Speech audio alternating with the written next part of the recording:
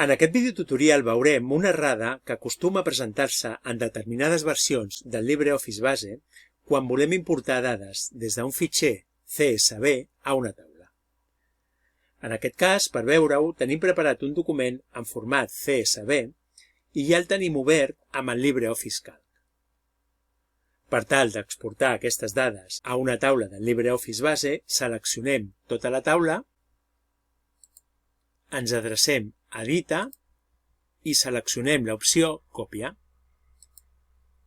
Ara ja ens podem adreçar en el fitxer de la base de dades, ens assegurem que estem a l'opció Taules i en l'espai on apareixen les taules fem clic amb el botó dret i triem l'opció Enganxa.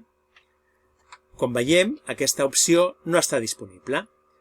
Per tant, el que haurem de fer per tal de tenir disponible aquesta opció és tancar la base de dades i veurem que quan la tornem a obrir ja la tindrem disponible. Tanquem la base de dades. Ens adrecem a la carpeta del Windows en el qual tenim desada la base de dades, la tornem a obrir. Ens adrecem novament a Taules i veiem que quan fem clic amb el botó dret a la secció de Taules ja tenim disponible l'opció Enganxa. Fem clic al damunt d'aquesta opció